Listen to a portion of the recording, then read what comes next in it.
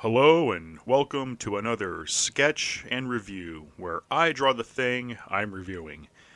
If I sound a little scratchy, I've been sick, so just bear with me. So there will be some gameplay footage sprinkled throughout, but as always, this is an art channel first, so the focus will be on the drawing.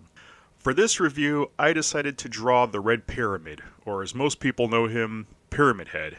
This character has pretty much become the mascot for the Silent Hill series, even though he was originally intended to be directly linked only to James, the main character of Silent Hill 2. He was originally a manifestation of his guilt, and that's what this review will be covering, Silent Hill 2 Remake. For those new to the series, Silent Hill was at one point one of the biggest horror franchises out there. It was always a favorite series of mine since it reminded me so much of Hellraiser, and it's still the only game series out there close to pretty much what a Hellraiser game would be. I still remember when the first game came out, Resident Evil was the biggest name in survival horror. Comparisons were made, as with anything in a genre that has similar elements, but really, Silent Hill felt more like true survival horror. It was darker, creepier, had much more disturbing imagery, and over time really set itself apart. I honestly never compared the two since one is about well-trained tactical rescue squads fighting off biological weapons, and the other is a supernatural horror story about normal everyday people finding themselves in a literal world of their own hellish nightmares. Now I love both, but for different reasons. If anything, Silent Hill reminded me more of Alone in the Dark. It's a series that started survival horror, but really couldn't keep up with the market. Although the Alone in the Dark remake that came out not too long ago was actually halfway decent. It's not great, but it was okay. So Silent Hill lasted well into the PS3 generation, with the last one being Homecoming. Then, nothing. Konami shifted their focus from fun console games to fucking pachinko machines. Good going there, Konami. Well, after years of fans basically being left in the dust, we finally got news of a bunch of new projects, from games like Metal Gear Solid Delta, which is a remake of Metal Gear Solid 3, to new Silent Hill games, which brings me to Silent Hill 2. I am playing this on the PS5 in performance mode, and all gameplay is captured by me. So, Silent Hill 2, is it good? Is it bad? Is it just another pointless remake? Well, I'll give my verdict first. I love it. For me, it's an instant buy, but it doesn't mean that it's free of its own issues. Now, let's get the obvious out of the way. The remake trend. I get there's a lot of people that just flat out refuse to play remakes because, well, the original exists. And I get that. I really do. This year alone we had Dead Space, Resident Evil 4, Alone in the Dark, and they were all remakes, which I also liked. I think maybe Resident Evil 4 came out last year. I don't remember. But they were all recent. Still, in some cases, I have to ask, why? Why did they remake this, and who is it for? A new audience? Old fans? Really, who? With Resident Evil, it was a way to test a new engine while showcasing old games in a completely new light, like with the RE2 and 3 remakes. But between each of those games, we got Resident Evil 7 and 8. It made sense why Capcom went the remake route. Then with Dead Space, while I love it as much as I love the original, there was no follow-up. No Dead Space 2 remake, or no Dead Space 4. Just a one-off and that's it. It kind of didn't make any sense why they did that. Silent Hill 2, at least, is part of a larger project involving a new game, Silent Hill F, and a new movie announcement. Plus, I think this is Konami's way of gauging renewed interest in the franchise. So, me being a huge horror fan, of course I was excited and decided to support it. As far as remakes go, Silent Hill 2's story and presentation is nearly identical to the original.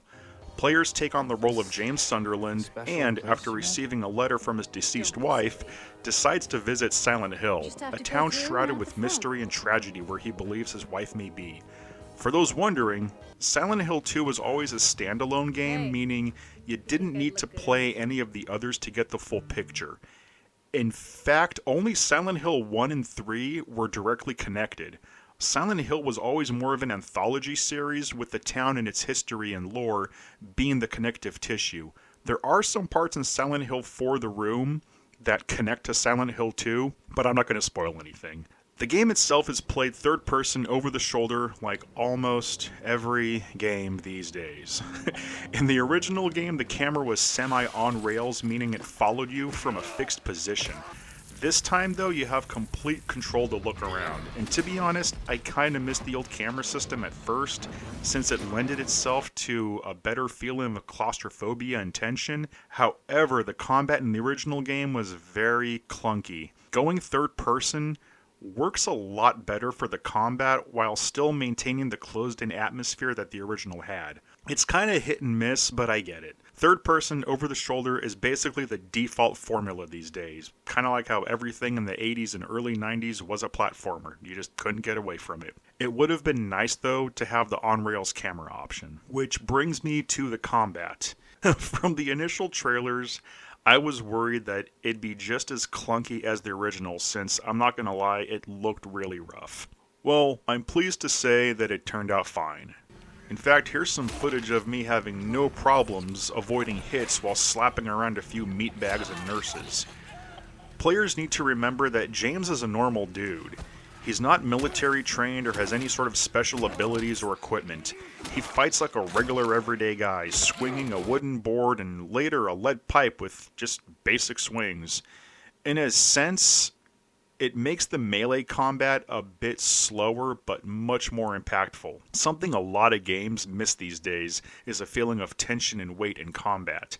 It honestly feels pretty close to Callisto Protocol, but not nearly as cheap. Dodge is done with the circle button instead of the analog sticks, like Callisto Protocol. So when the game does throw 2 or 3 enemies at you at once, it doesn't feel unfair. In Callisto, I would often accidentally dodge from one enemy attack right into another. Now I still like that game, but the combat needed finer tuning. In Silent Hill 2, I had no problem taking on multiple enemies with a pipe and ducking and weaving between them. It really is a great melee system for more realistic type survival horror, and it seems like Bloober Team, the ones that did the remake, really did listen to feedback regarding the clunky combat in early footage. So as far as gameplay goes, which is the most important thing in my book, it's great. A lot better than expected, putting that early footage of sloppy combat to rest. And just like the original, there are 3 firearms: a pistol, a shotgun, and a rifle. While ammo may seem sparse, by the time I got past the hospital, I already had around 300 pistol rounds. I didn't need to be as conservative with ammo as I thought. And with keeping the theme of James being a regular Joe Schmo, he does slightly sway while he aims. I'd say that's an attempt at trying to portray him as a guy that's never used a gun, but I, nor anyone I know that owns any firearms, has ever swayed the first time we shot a gun. We missed targets for sure, but we didn't float our hands around like we were drunk. Well, unless you're out shooting in the woods at 3 a.m. after 2 pints of whiskey. But I digress. I just really wish devs would stop adding weapon sway in games to try and portray average, everyday type characters shooting a gun for the first time. Maybe make the target reticle larger for a greater chance to miss. But yeah, weapon sway just needs to go. It's a horrible concept and mechanic that makes no sense at all. All that said, the shooting is still pretty solid and the guns do feel good and have decent bullet impact. I just fucking hate weapon sway. Let's talk about the graphics and design. What can I say? Game looks amazing. The lighting, the rolling fog, the wet shine that the enemies had in the original is still there, and the gore has been ramped up to a disturbingly realistic degree. I work in a hospital. Some horror movies and games get blood, gore, and anatomy completely wrong, and others get it right. Resident Evil 2 Remake and Dead Space are 2 examples just off the top of my head that get it right. A nice touch too is the enemies have a nice creepy jitter in how they walk, crawl, and slither. It's not as varied and finely tuned as, say, the enemies in Stellar Blade, but it works here. They did a great job nailing the disturbing nightmare aspect with their slight redesigns. One thing I noticed is that most of them have high heels or female body type frames more so than the original, which coincides directly with the plot and James's guilt surrounding his wife's death. In the original, I only ever really felt that Pyramid Head had a direct connection being a manifestation of James's guilt, but this time they tweaked the enemies to connect a bit closer as well. Of course, there's the final boss and the disturbing abstract daddy boss connected to Angela, but regular enemies seem to have been given more care than I expected. There's also a few new enemy types I don't remember being in the original. Well, I'll just say the prison did legit freak me out since I wasn't expecting shit crawling up the never-ending walls that I don't really remember being in the original Silent Hill 2. It was a good kind of scare, and I don't really get scared at horror games. Lighting is superb, and the contrast between the foggy, overcast areas, dark interiors of buildings, and street lamps in the rain really makes full use of the art direction and graphics. The only issue is that even playing in performance mode, sometimes it'll feel like the game dips to 40 frames per second. It's usually when there's no enemies too, which is weird. It doesn't happen that often, but it's happened a few times. It was mostly on staircases for some reason. I don't know. Sound and music. This game creaks with crunching bones, tons of different splatter effects, clanking of steel grates, what sounds like bugs scuttling across the ground, only to be something else more dangerous. The sound design is awesome as far as a horror game goes. It's up there in my opinion with Dead Space, which had some of the best sound design in years, along with games like Astrobot. Everything is crisp and clear. Back 2 is the great creepy ambient score by Akira Yamaoka, along with some new themes and music. Did I say his name right? I think I said his name right. I always loved the droning moans, steel drums, and machinery that was repurposed to be made into something resembling music for someone going mad. It's pure genius.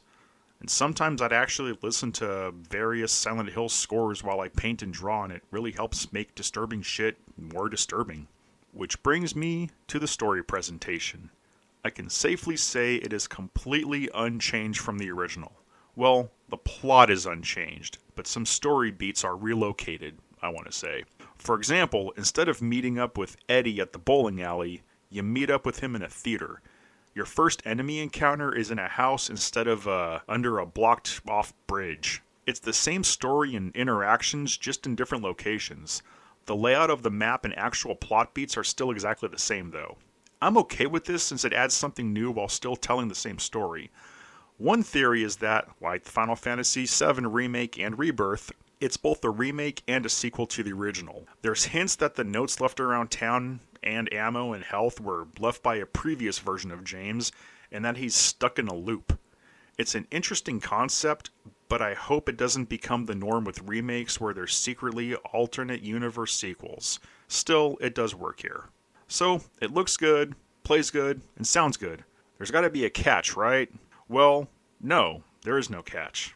That is, unless you were one of the people that complained about how a certain NPC character, Angela, looks. Time for a rant, and some minor spoilers. So, the Angela controversy. Angela is a character that in the original was a 17-year-old girl that was sexually abused by her father. People have taken to claiming they, and I quote, DEI woke uglified her, end quote, because her face is scrunched and pudgy compared to her original design. Sometimes complaints are warranted, like the terrible designs and the now justifiably dead Concord. That game was shit design all around. Other times, it's not justified, like people that complained about Eve being too sexy in Stellar Blade, which is bullshit, because sexy women that look like Eve do exist. So, why then, you ask, am I okay with Angela's design in the remake? Well, there's something called context. See, in games like Stellar Blade, Bayonetta, Tomb Raider, well, everything up to Tomb Raider Underworld, Blood Rain, Nier Automata, Red Ninja. Does anyone remember Red Ninja on the PS2? Yeah? No? Maybe? Lollipop Chainsaw. The focus was the strong, sexy female lead. See, Angela is not a main focus, sexy femme fatale one-woman army. In context, it makes sense for those other characters to exude sex appeal, much in the way that Disney Marvel casts men for sex appeal in their formulaic movies. Angela is not supposed to be a sexy character. I understand that. She's an abused teen. That's her character. The other thing was people complaining about Maria's clothes being changed. And yeah, I get it. It's not as skimpy, and Maria actually was supposed to be a manifestation of seduction to James. The stuff that he never got from his wife that he wished he had. In that case, I would say that Maria should have probably been a bit more lewd, but it didn't take away from the game. She was still decent looking, and her outfit really wasn't all that different from the original. Not really. But the whole Angela thing though, like, give it a fucking rest. People really need to do a better job picking their battles. If you like survival horror, this is an obvious buy. Nothing in the game felt like it was fucked up and changed for modern audiences. I see that some people are avoiding it because Bloober Team worked with a consulting firm called Hit Detection Inc. But I didn't see anything, unless you're up in arms about a 17-year-old victim's design, that had anything as bad as the bullshit that actual predatory companies like Sweet Baby Inc. have done. This game was not Sweet Baby Inked, so it's safe to play. You can relax. So no, I'm not defending any of the DEI bullshit out there. Besides, there's actually nothing wrong with diversity when done right, like in Final Fantasy VII and Baldur's Gate 3. I'm just saying, pick your battles. Anyway, rant over. So, I'm having just as much fun with the Silent Hill 2 remake as I did with the original. Take that as you will. It's probably my favorite of their survival horror remake resurgence. It's not as good as Resident Evil 2 remake, but better than Resident Evil 4. Oh boy. Yes, I said it. Better than RE4. So the thing is with the original, that game never really felt like a true Resident Evil mainline sequel. I always said that Code Veronica felt like the real Resident Evil 4. Not that 4 is bad, I still like it. Just the whole unnamed Eastern European setting, linear design, lack of real puzzles, terrible fucking boss fights. The boss fights were fucking bad in Resident Evil 4, I'm sorry. The backwoods, Texas chainsaw, hills have eyes atmosphere never really made it feel like a true Resident Evil game to me. Anyway, I'm going off. So I might do a review for that one to get some hate-based engagement, since I know people worship that game like it's the best thing ever. Again, I like it, just not as a Resident Evil game. Go buy Silent Hill 2. It's good. If you like horror, you'll like it. Anyway, I'll see you guys in the next one. Don't forget to like and subscribe.